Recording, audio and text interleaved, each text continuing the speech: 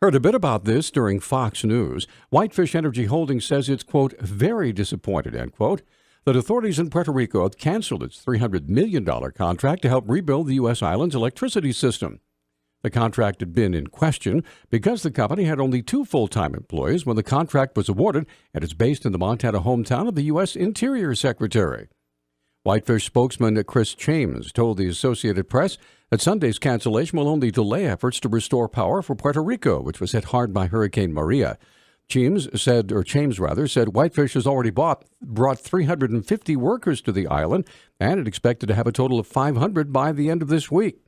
He says it has completed critical work already, including a project that will soon lead to 500,000 people in San Juan getting power. Roughly 70% of the island remains without power for more than a month after Hurricane Maria struck the U.S. territory on September 20th.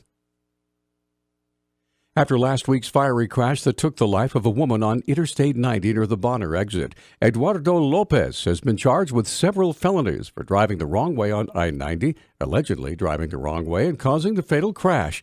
Deputy Missoula County Attorney Brittany Williams filed the charges on Friday. He has been charged first with his first count is of negligent homicide, and then he has an additional 8 charges of criminal endangerment at this time for other victims that were nearly hit in a head-on crash by him. There may be additional charges as more victims are coming forward. Court documents state that MHP Sergeant Sean Findlay took a blood sample from Lopez at St. Patrick Hospital. He admitted at that time that he had consumed alcohol the previous night. For now, though, the main charge is negligent homicide. He's charged with negligent homicide, not negligent vehicular homicide. Negligent vehicular homicide includes elements of DUI as well. The penalty for that is 30 years in the Montana State Prison. We're waiting for a toxicology report to review those charges as well, but at this time he's currently charged with negligent homicide, which carries a 20-year penalty in the Montana State Prison. Lopez is still being treated at St. Patrick Hospital and will appear in Missoula Justice Court as soon as he is released from treatment.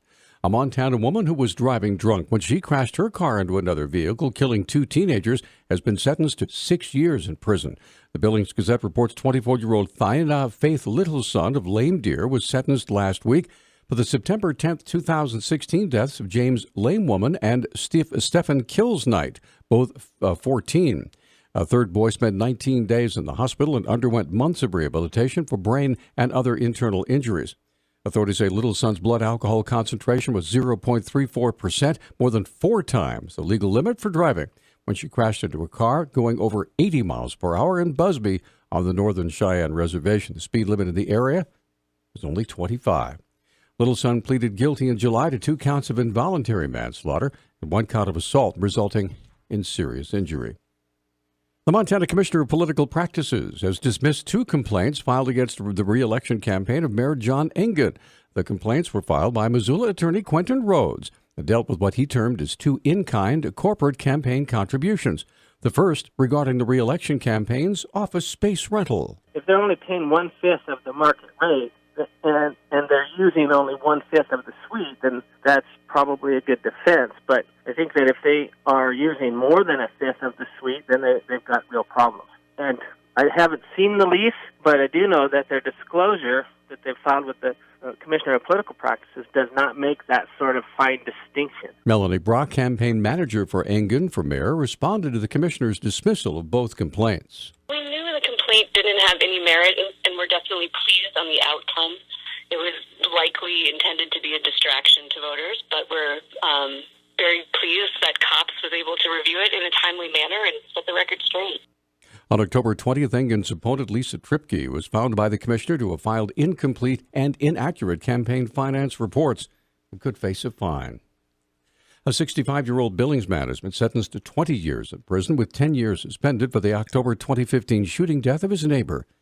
The Billings Gazette reports District Judge Mary Kane Knisely on Thursday rejected a plea agreement that recommended Jose Cobos be sentenced to the Department of Corrections, which could lead to a placement other than prison.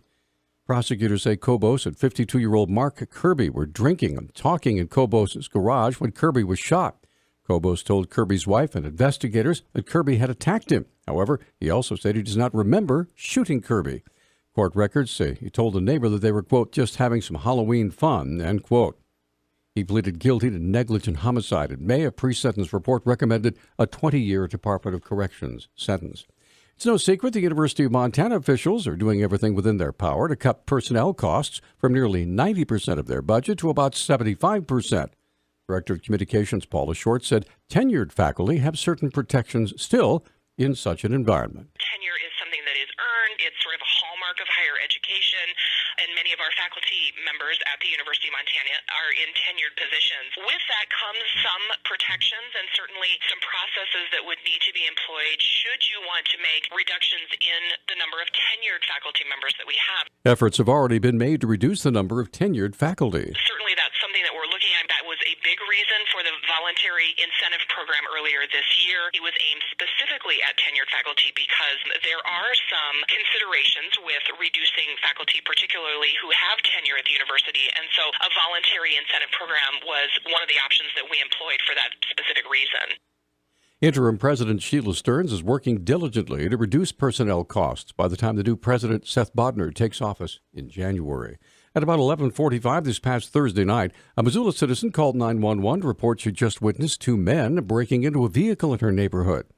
Police spokesman Travis Welsh says the suspects apparently smashed a couple of windows out of one vehicle before quickly leaving the scene. Officers responded to the area and located the males as they were tampering with other vehicles in the neighborhood. Both males were taken into custody, and currently both are being held in connection with charges of criminal mischief, criminal trespass to vehicles, and theft.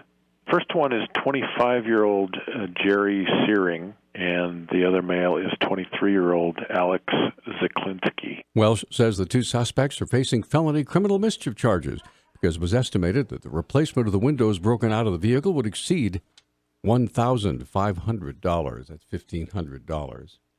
Our news talk time now, 6:12. News Talk, KGVO. Missoula's official weather station. Ample sunshine today with our high temperatures in the mid-40s.